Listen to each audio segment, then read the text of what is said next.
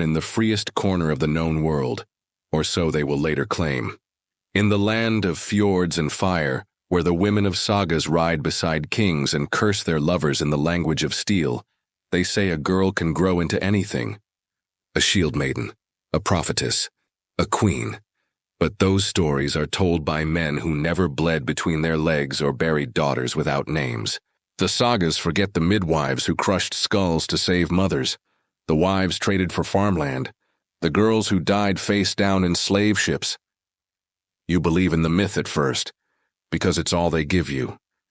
And then one day you wake up and realize freedom in your world ends the moment you begin to bleed. You are born in the northern fjords of western Norway, sometime in the second half of the 9th century, under skies the color of cold iron, and in a household where your name is chosen from the sagas. It is a strong name, a name tied to ice and fire, to the old gods and their grudges, and to women who stood beside men, not behind them. Your father is a local chieftain, a landholder with fields, boats, and men who follow his command without question.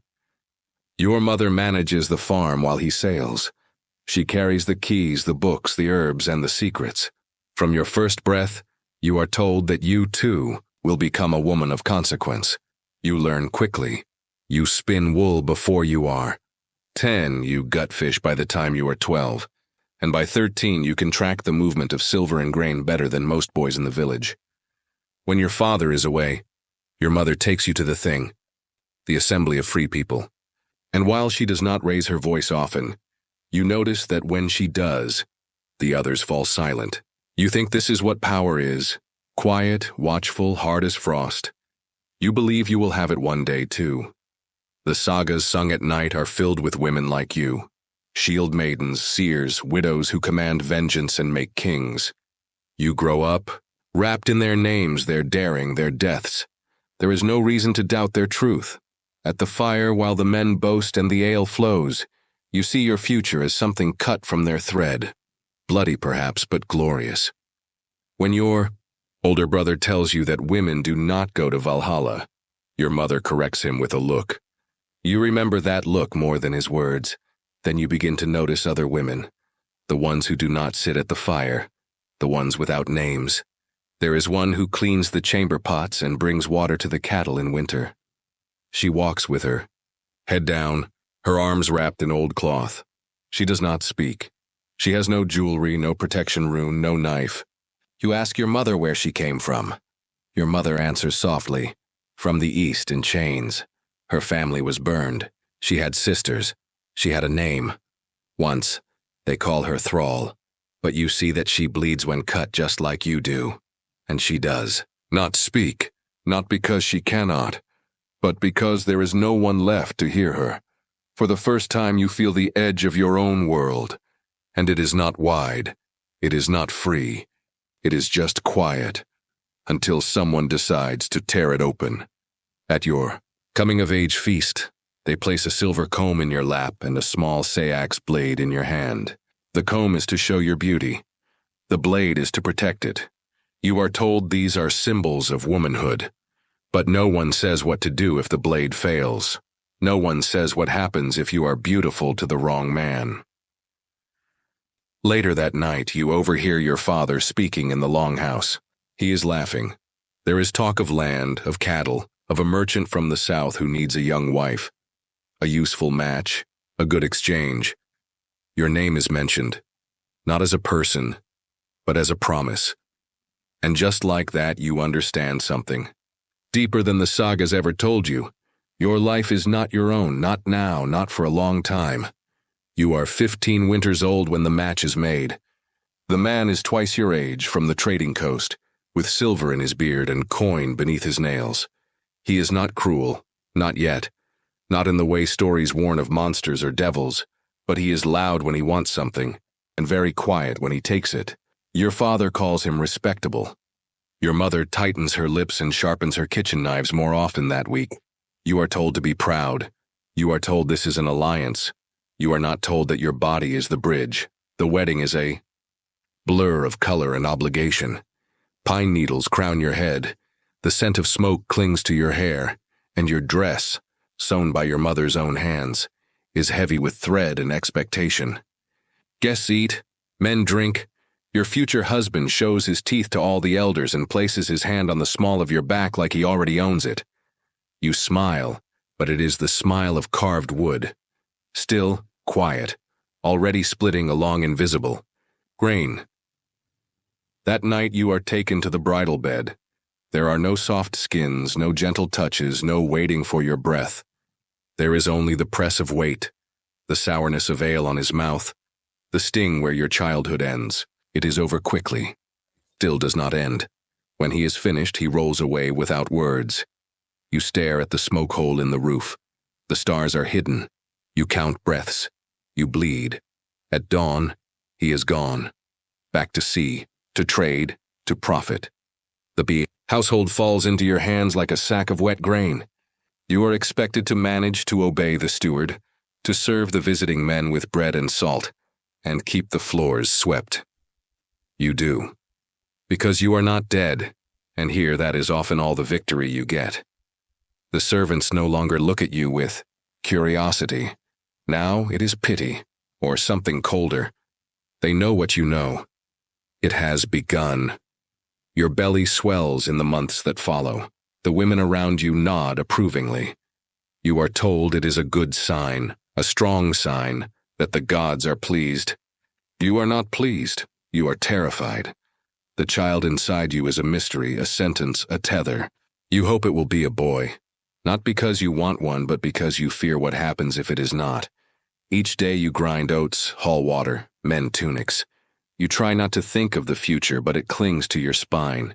You dream of drowning, of your body floating face down in cold water, limbs loose and silent. You do not tell anyone. There are no words for a wife who wishes to vanish. Then one morning, your mother visits. She brings a warm broth and a worn talisman, an old piece of antler carved with runes long faded. It belonged to her grandmother who died giving birth in the hay. She says nothing as she places it in your hand. Her fingers linger. You are not alone, but she cannot save you. The child moves inside you like a warning, and you realize it does. Not matter how strong your name was, or how many sagas you believed in, there is no glory in what waits for you now.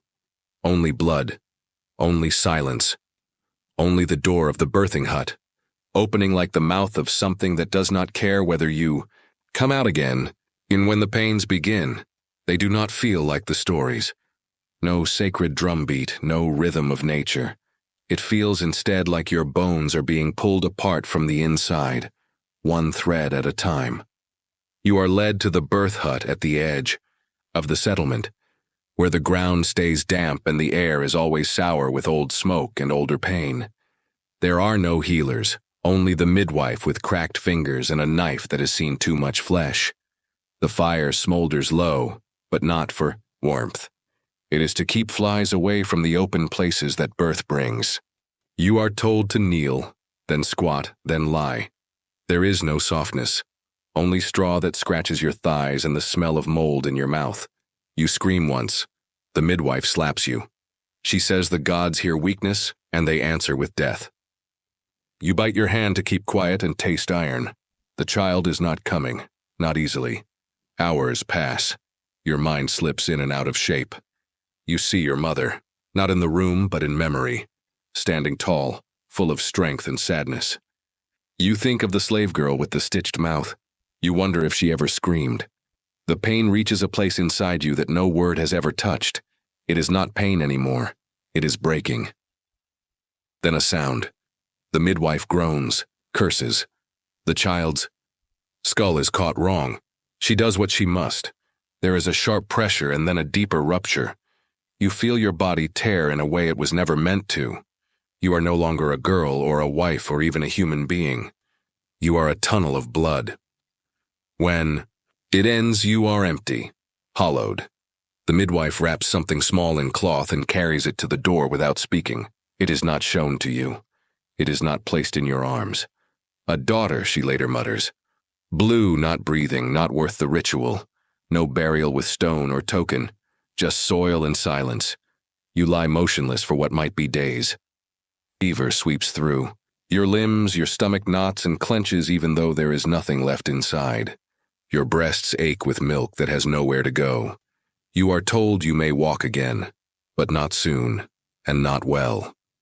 When your husband returns, he does not ask about birth. He brings no offering, no carved figure for the gods, no name for the child that died before breath. He looks at your body, thinner now, scarred, and shrugs. There will be another, he says to no one in particular, and leaves again by morning. You bleed for 12 more days. No one comes, no one counts. The blood is yours to manage, just as the loss is. You drag yourself to the hearth, to the milk, to the loom. Your womb is a torn place now, your name less sharp in the mouths of others. You are a wife again, but never what you were. Some nights, you press the antler talisman to your chest and wonder what piece of your body will be taken next. The pain has changed you, not into a warrior, not into a legend, into something colder, something that survives by forgetting. It happens during summer trade, on a day when the sky is bright and the sea carries laughter from boat to boat. You are in the field gathering herbs, still weak in the hips but walking, because there is no choice. The scream comes not from you, but from the child on the road who sees the ships too late.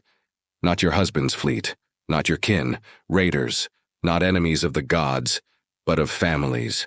They burn the storehouse first, then the longhouse. You run, but your legs betray you. 2 men catch you before you reach the trees. One hits your mouth, the other ties your hands. You are dragged by your hair to the boats. The last thing you see is the blood pooling beneath the cooking pit, steaming, in the sun.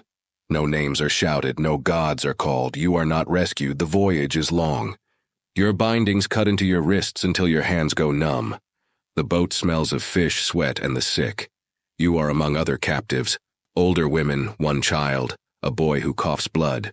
No one speaks. When someone sobs, a boot silences it. By the time you reach land again, the boy is dead, and no one has room left to care. In Dublin, they parade you like livestock. You are poked, inspected, forced to open your mouth like a horse. You are sold for the price of a saddle and 2 furs. Your new owner does not ask your name. He calls you Chalv, not a name but a placeholder. Something to yell when you are slow. You do not correct him. You no longer believe correction matters. His house is larger than the one you came from, but colder. You sleep in the corner behind the animals, without a blanket, beside a bowl. The other servants are like you, quiet, hollow, waiting. Shucked. Mistress of the house wears silver rings and a braided belt. She is the one who instructs the others not to feed you when you falter. She believes discipline is sacred. A guest arrives one night, young, with smooth hands and teeth too white. He smiles at you, gives you a crust of warm bread. You wonder if he is kind. That night he takes what he wants from your body while the rest of the household sleeps. You do not scream. Not because you are brave, but because you know it would. Change nothing. In the morning, the mistress remarks on how quiet you are. She is pleased. Weeks later, you feel the tightening in your stomach. You know what it means. You wait. When it becomes obvious, they give you a draught made from bitter herbs and crushed stones. It scorches your throat and poisons your belly. You lie in the straw for 2 days, half conscious, and then the cramping begins. You bleed again. You bleed for hours. No one helps you clean. No one asks if you lived. They only note later that the floor smells bad and that you should scrub. Again, you do. At night they laugh about you. Not with cruelty, and with indifference. Tialf is strong, they say. Northern stock, useful. As if pain proves your worth. As if surviving it means you should suffer more. You no longer pray. You no longer remember how. You wrap your grief around you like a second skin, thick and airtight. You sleep without dreams. You work without thought. Your name is gone. Your body is broken. But you are not dead. Not yet. The fire begins at night as so many endings do. Screams split the dark, but you do not move at first. You have trained yourself not to. Noise means danger, and stillness is survival. But then the smoke reaches you, thick and close. The roof crackles. Someone is shouting in a language not yours. The mistress is crying. You hear the thud of wood, the crack of bone. You rise. You are not hunted this time. You are overlooked. A corner of the stable collapses and buries the ox, and you, crouched in its shadow, are spared. In the chaos, you crawl past flames and bodies toward the door that no one guards. When you reach the threshold, you pause only once, to take the small rusting sword from the body of the old steward. It is not sharp, but it is yours now. You walk east, not fast, not with purpose, but with the weight of someone no longer afraid to vanish. For days you survive on stolen bread, roots, and the warmth of the sun when it finds you. A passing trader sees the blade at your side and offers you food in exchange for stories. You give none. He gives you food anyway. In his eyes, you are something strange, perhaps dangerous. You let him believe it.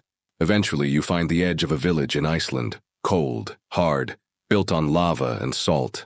You ask nothing. You offer labor. They let you stay. There is a woman there who has lost her son to fever. She gives you a bed in her barn and never asks your name. You scrub floors. You mend nets. You bury animals. You live. Some days the children point and say you must be a warrior. You, with your scars and your silence and the sword that hangs at your hip, though you never draw it, you never correct them. It feels almost like truth, and even if it is not, it gives you something to hold on to. Not power, not peace, but presence, a kind of shadowed shape where a person once was. Years pass. Your hair grays. Your knees ache. In the winter, you lose 2 teeth, then 3. Your hands do not stop shaking after heavy work. But no one owns your breath now. No one touches you without permission. In this place of cold stones and salt winds, you have become a figure of caution. Respected, perhaps even feared, though never loved. And yet, in the quiet moments before dawn, when the world has not yet chosen its shape, you sit by the water and remember, not everything, but enough. The knife your mother gave you, the warmth of a sister who never came to be, the sound of your daughter's silence. You hold them like sea glass, sharp once, smoothed now by time and distance, but never gone. You are not a hero, you are not a ghost, you are the last one who carried a blade and remembered what it was for. Not battle, not glory, but refusal. You did not win, but you outlived them. And sometimes that is all the history you are allowed. You die in the way most women do. Not on the battlefield, not beneath the carved rafters of a great hall, but in a hut no larger than a stable, wrapped in a wool cloak too thin for the season. It is not a dramatic death. No final cry. No witness. Your breath slows one night as the wind rises outside, and when it leaves you, nothing stirs. No one notices until morning. There is no family to claim you, no priest to chant. The villagers are practical. They place your body in a rotting boat hauled from the shore, not out of reverence, but convenience. A hole in the hull lets in water. No one lights a funeral fire. The sea will take what it wants. The rest will be forgotten. But the sea does not take you, not fully. Centuries pass. The earth shifts. The bay recedes. And your boat, or what's left of it, is uncovered by a storm and the curiosity of modern men. They dig carefully, respectfully. They find your pelvis first, marked by trauma, likely from childbirth gone wrong. They find a rusted blade at your side, a comb, and a brooch. They piece together a story. A warrior woman, perhaps. Noble matron. A figure of mystery. The headlines speak of Viking shield maidens and forgotten heroines of the North. The narrative is neat. It sells. No one mentions the scarring on your hip or the broken rib that never healed. No one wonders why the comb was buried without its mirror or why the sword had no edge. In the museum, your name becomes a plaque. Female burial, Sikanai X century. Unusual grave goods suggest elevated status. Photographs are taken. Children smile next to your case. Teachers explain how forward-thinking the Norse were. A girl in sneakers points to the bone dagger beside your remains and says she wishes she lived back then. It seems more romantic, more real. She does not see the straw, she does not feel the blood. You become a symbol, you become inspiration, you become a lie. Because history does not remember the silence between screams. It remembers artifacts, and your life, the parts that mattered, left none. Every 100 women born into the northern world between the middle of the 9th and the start of the 15th century, fewer than 40 reached the age of 30. Nearly half died in childbirth or from the wounds it left behind. Torn wombs, shattered hips, fevers that came with no name and left with everything. Of those who survived, many lived as the property of others, bought, stolen, bartered. Freedom was a word spoken by men and paid for with the bodies of women.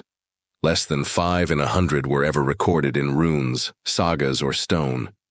Most had no graves, no markers, only soil, water, and forgetting. They worked, they bled, they bore. They vanished.